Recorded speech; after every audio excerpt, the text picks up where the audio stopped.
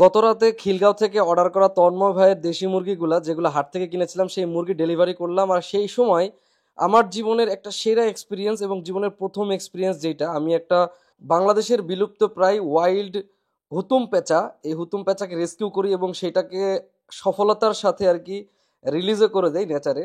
তো সেই এক্সপিরিয়েন্সটা আপনাদের সাথে শেয়ার করব। আসলে এইরকম এক্সপিরিয়েন্স আমার জীবনে প্রথম। আর আসলে কি বলবো, পেঁচাটা এত কিউট ছিল যে ওকে রিলিজ করতে মন যাচ্ছিল না। আর ভাইকে হচ্ছে মুরগি পাঠানোর পরে ভাই সফলভাবে মুরগিগুলি হাতে পায় আলহামদুলিল্লাহ। সেই মুরগিগুলো হাতে পাওয়ার পরে কি ঘটেছে সে সম্পর্কে আপনাদের জানাবো। আসলে একটা মুরগি ভাইয়ের খামার থেকে একদম ছিটকায় দূরে চলে যায়, পরে কি হয় সেই সম্পর্কে আজকে জানাবো। তো প্রথমে আসি হুতুম পেঁচার কাছে। এটা আমি যখন ভাইয়ের মুরগি ডেলিভারি করতে যাই রাতের বেলা, রাত 10টার দিকে ডেলিভারি করতে যাই, তো ক্যারেট ম্যারেট নিয়ে বাড়িতে ফেরার সময় আমার গাড়ির সামনে চোখে হুট করে পড়ে রাস্তার সাইডে একটা পেঁচার মতো কিছু একটা বসে আছে। মনে হচ্ছিল কি একটা, আসলে দেখি জিনিসটা, তো গিয়ে দেখি একটা পেঁচা। এবং এই পেঁচাটা হচ্ছে আমাদের দেশে একটা বিলুপ্ত প্রায় পেঁচা। এই পেঁচাগুলো আসলে অনেক বেশি শিকার হয়েছে এরা।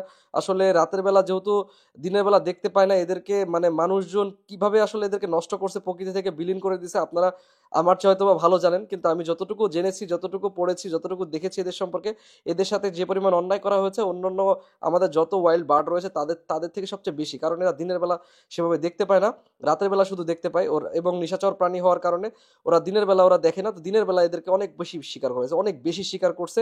যার ফলে এখন আর কিন্তু এই হুতুম পেঁচা সচরাচর দেখা যায় না। আর এই পেঁচার কিন্তু অনেকগুলা বিশেষ ইউনিক ইউনিক বৈশিষ্ট্য রয়েছে, সেগুলো নিয়ে আজকে আলোচনা করলাম না। যাই হোক, এই পেঁচাটা আসলে আমাদের নেচারে একটা খুব গুরুত্বপূর্ণ ভূমিকা পালন করে। রাতের বেলা বিভিন্ন রকমের পোকা মাকড় ও বিভিন্ন রকমের প্রাণী খেয়ে আমাদের ফসলকেও রক্ষা করে, আমাদের ফল ফলাদি সবকিছুকে রক্ষা করে এই প্রাণীটা। আর এই প্রাণীটার আজকে এই অবস্থা দেখে কি বলবো। তো যাই হোক, প্রাণীটা যখন রাস্তায় পড়েছিল মনে হচ্ছিল হয়তোবা কোনো গাড়ির সাথে লেগেছে কিনা, এর জন্য হয়তোবা সাইডে পড়েছিল। আমি ভাবলাম ওকে নিয়ে গিয়ে রেস্কিউ করি। তো ওকে নিয়ে আসার পরে দেখলাম ও যথেষ্ট ছটপটা এবং চঞ্চল। ওর একটা চোখে মনে হচ্ছিল প্রবলেম, তো আমি অনেকক্ষণ ওকে অবজারভেশন করি, ওকে নিয়ে বসে থাকি বেশ কিছুক্ষণ। আর যেহেতু বাসের টাইম হয়ে যাচ্ছিল, তো আমি ভাবলাম এটাকে হয়তো বা রেখে দিব, দিয়ে হচ্ছে কয়েকদিন ট্রিটমেন্ট করে তারপরে হচ্ছে ওকে ছেড়ে রিলিজ করে দিব। কিন্তু কিছুক্ষণ পরে দেখলাম ও ছটফট করতেছে এবং ওর সবকিছু মোটামুটি ঠিকঠাক আছে। তাই আর আসলে নাটক না করে ওকে ছেড়ে দেওয়ার চিন্তা ভাবনা করলাম যে আসলে যতটা বেশি, যত দ্রুত সম্ভব ওকে প্রাকৃতিতে ছেড়ে দিতে পারবো তত বেশি ওর সার্ভাইভ করার চান্স থাকবে। ওর যদি কোনো অসুস্থতা থাকতো তাহলে আমি রেখে দিতাম হয়তোবা। আর আমি চাইনি ওদেরকে একে রেখে দিয়ে আর কি পরবর্তী দিন একটা নাটক বানাই, সুন্দরভাবে নাটকটাকে আপনাদের সামনে উপস্থাপন করার। যাই হোক, সফলভাবে ওকে সাকসেসফুলি ওকে রিলিজ করতে পেরে কি যে আনন্দ লাগতেছিল আমার, যে আসলে এটা মুখে ভাষায় প্রকাশ করা যাবে না। একজন প্রাণী লাভার হিসাবে আমি একটা প্রাণীকে যে রেস্কিউ করে তাকে আবার নেচারে ফিরিয়ে দিতে পারছি, এটাই কিন্তু একটা ভালো লাগা। আর মুরগিগুলো দেখতে পাচ্ছেন, ভাইয়ের জন্য যে মুরগিগুলো কিনছিলাম এখনো কত সতেজ, আজকে প্রায় 5 থেকে 6 দিন হচ্ছে আমি এদেরকে খাওয়াচ্ছি দাওয়াচ্ছি কিন্তু, এবং ওদেরকে যত্ন নিয়েছি। এখনো ওরা যেই রকম হাট থেকে কিনছিলাম বরং তার চেয়ে আরো বেশি টাটকা আরো ফ্রেশ মনে হচ্ছে। ওদের চঞ্চলতা দেখছেন কি পরিমাণ। তো মুরগিগুলোকে আমি ছোট খাঁচায় নিয়ে আসি, এই খাঁচাগুলো হচ্ছে আমাদের এদিকে আঙ্গুরের খাঁচা বলে। তো এই খাঁচাগুলোতে নিয়ে আসি এবং এই খাঁচা করে দিই যেন সুন্দরভাবে অক্সিজেন এবং অন্যান্য জিনিসগুলো পায়, যাতে এরা যেতে যেতে কোনো প্রবলেম না হয়। আর এই এই খাঁচাগুলার দাম নিয়েছে আমার কাছ থেকে 50 টাকা। আর হুতুম পেঁচাটা আপনাদের কেমন লেগেছে অবশ্যই কমেন্ট করে জানাবেন। এবং আপনি যদি রাস্তায় হুতুম পেঁচাটা পেতেন তাহলে কি করতেন? আপনি কি রেখে দিতেন, না রিলিজ করতেন, না ওর সাথে অন্য কোনো কিছু করতেন, বা ওকে কি করতেন সেটা অবশ্যই কমেন্ট করে জানাবেন। আর আমার এই এই কাজটা যদি আপনাদের ভালো লেগে থাকে তাহলে অবশ্যই কমেন্ট করে জানাবেন। আর ভাইয়ের জন্য দেখতে পাচ্ছেন আজকে কয়েকদিন যাবত খাটাখাটনি করতেছি, 2 হাট ধরে এই মুরগিগুলা কিনছে। এই মুরগিগুলোর দাম আসছে 3100 সামথিং টাকা, মানে 3100 টাকার কাছাকাছি আর কি। তো এটা এখানে 9টা মুরগি কিনে দিছি, মুরগি হচ্ছে আপনার 7টা, আর 2টা মোরগ ভাইকে কিনে দিছি। আর এখানে ক্যারেট প্যাকেটিং খরচ হচ্ছে পার ক্যারেটে হচ্ছে 100 টাকা করে খরচ।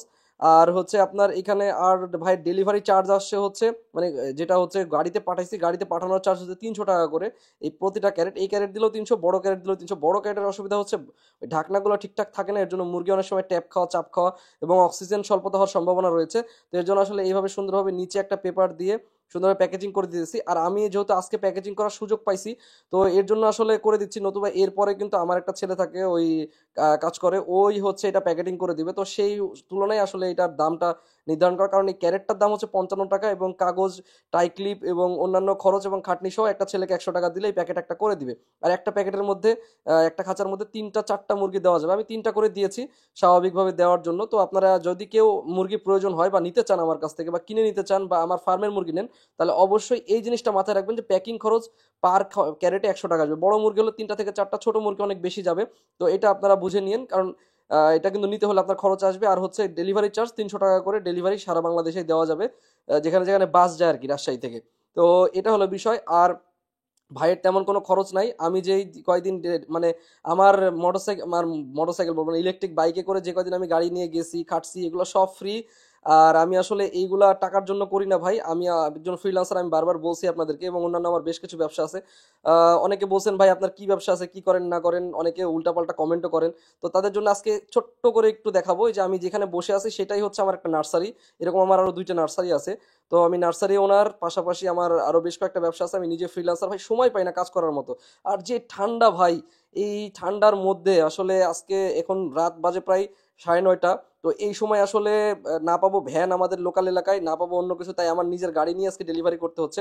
অন্য সময় হলে কিন্তু এরকম টাইমে ডেলিভারি করতে গেলে একটা ভ্যান নিলে 200-300 টাকা নিয়ে নিবে। তো এগুলো আসলে অনেক কস্টিং থাকে, যেগুলো আমি হিসাবের মধ্যেও ধরি না হাট থেকে নিয়ে আসার সময় বা আমি বিক্রি করার সময়।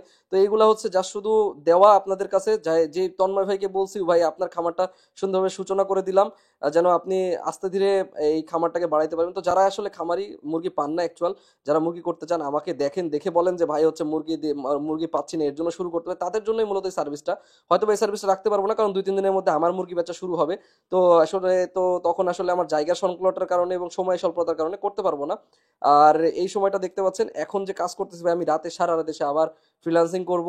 তো আসলে এইখানে ব্যবসা সামলানো, তারপরে গিয়ে খামার সামলানো, এর জন্য আমি খামারে কিন্তু মুরগির সংখ্যা যথেষ্ট কম রাখার চেষ্টা করছি। আসলে খুব বেশি মুরগি দিয়ে যে কাজ করতেছি তা না।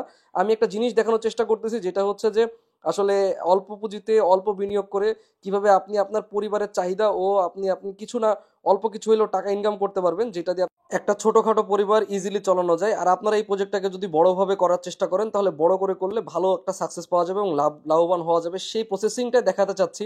তো প্রসেসিং এর কেবল শুরু আর কি, শেষ এখনো হয়নি। তো শেষ হলে ইনশাল্লাহ আপনার আপডেট পাবেন। আর এখন দেখতে পাচ্ছেন ঘড়িতে 9:40 বাজে এবং 10টার সময় গাড়ি আর কি শেষ হওয়ার জন্য আসলে বের হয়ে পড়লাম। আর যখন প্রসেসিংটা শুরু করে দিয়েছি, তো আসলে আগামী দিন ভিডিও দেওয়ার চেষ্টা করবো যে আমি আসলে পুরা মাসে কিভাবে বাজার করি এবং কিভাবে হিসাব করি, যে আসলে কত টাকা খাওয়াইলাম, কত টাকা লাভ হবে, সেই জিনিসটা আপনাদেরকে দেখাবো। আর এরপরে যখন আমি বেচবো, বেচে একদম 1 মাস শেষে হিসাব করে আপনাদেরকে আমি বেচা কিনা হিসাব দিয়ে আপনাদেরকে চেষ্টা করব অ্যাকচুয়াল আসলে কতগুলো মুরগি থেকে আমার কত টাকা লাভ হলো, আপনারা কিভাবে করতে পারেন, কত টাকা কি লাভ আসে, এই বিষয়ে সবকিছু ইনশাল্লাহ জানানোর চেষ্টা করব। শুধু লাভ না, লসের ঘাটটাও দেখাবো। আর এই ভিডিওর মধ্যে আরো একটা জিনিস বলে নেই, যে লোটো শোরুমটা দেখতে পাচ্ছেন, এটাও আমার, এটা ফ্র্যাঞ্চাইজি শোরুম আমার। তো আসলে বিজনেস আরো বেশ কয়েকটা আছে, তো সেই জন্য আসলে কাজ করি, কিন্তু এইটা আমার নেশা পেশা, এই খামার করাটা আমার নেশা পেশা। অনেকেই বলেন ভাই এত সময় আছে নাকি ভাই, হ্যান ত্যান, ভাই কি করেন, ফকরাবাজি করেন, হ্যান ত্যান। ভাই কাজ করে খাই ভাই, দিন রাত এক করে পরিশ্রম করি। আসলে পরিশ্রমের কোনো লিমিট নাই। আমি এমন একটা মানুষ যে দিনে 14 ঘন্টা 18 ঘন্টাও হচ্ছে কাজ করি। এবং এরকমও সময় গেছে ফ্রিল্যান্সিং করতে গিয়ে 5 দিন 6 দিন টানা টেবিলেই বসে আছি, টেবিলেই খাচ্ছি, টেবিলেই উঠতেছি। তো এরকম পরিশ্রম করে আজকে এই জায়গায় কাজ করতেছি। তো আসলে পরিশ্রম ছাড়া কোনো কিছু সম্ভব না, গল্প দিয়ে পসিবল না, গল্প দিয়ে কোনো কিছু করা সম্ভব না। এই যে দেখতে পাচ্ছেন নিজের কাজ নিজে করার চেষ্টা করতেছি, আজকে হয়তো আছে তাই, তো আসি আমি তাই, অন্যদিন হলে কিন্তু লোক দিয়ে করানোর লাগবে। এবং এরকম বেশ কিছু লোকজন যারা কাজ করে, তারা মানে আমার কাছে কাজ কাজ করে আর কি। তো আমি তাদেরকে নিয়ে কাজ করি। তো আপনারা আমার জন্য দোয়া করবেন। আমি চেষ্টা করতেছি এখানে আমার এলাকাতে বেশ কিছু কর্মসংস্থান তৈরি করার জন্য, এবং আমাদের যারা তরুণ উদ্যোক্তা রয়েছে তাদেরকে উদ্বুদ্ধ করার জন্য। ইনফ্লুয়েন্সার শুধু হলে হবে না, এমন কিছু ইনফ্লুয়েন্স করতে হবে যার মাধ্যমে মানুষের জীবন জীবিকার কোনো পরিবর্তন আসে। এমন কোনো ইনফ্লুয়েন্স করা যাবে না যাতে মানুষের লস হয়। তো আমিও চেষ্টা করব সেরকম করার জন্য, আপনাদেরকে যেটা আসলে ভালো সেটা ভালো বলার জন্য, যেটা খারাপ সেটা খারাপ বলার জন্য। আর তন্ময় ভাই পরবর্তী দিন সকালবেলা আর কি মুরগিগুলো পেয়ে যায়, সকাল বলতে গেলে ভোরে। আর ভোরে মুরগি পেয়ে যখন খাঁচায় ঢুকাচ্ছিল, ভাই আমাকে ভিডিওতে দেখছেন ভাই, একটা কালো মুরগি কি চঞ্চল, এখনো লাভ দিয়ে বের হয়ে গেছে এই সাত টু ওই সাত, ওই সাত টু এই সাত। আর আমার মুরগিগুলো দেখতে পাচ্ছেন, মোরগগুলো বেরোচ্ছিল কত স্বচ্ছ, মানে চঞ্চল। তো ভাইয়ের জন্য দোয়া করবেন, আমার জন্য দোয়া রাখবেন। আমি মোহাম্মদ ইনজামুল হক টিপু আজকে বিদায় নিচ্ছি, কথা অনেক বেশি বলি, আপনাদের কাছে ক্ষমা প্রার্থনা করছি। ভালো থাকবেন, সুস্থ থাকবেন, ধন্যবাদ, আসসালামু আলাইকুম।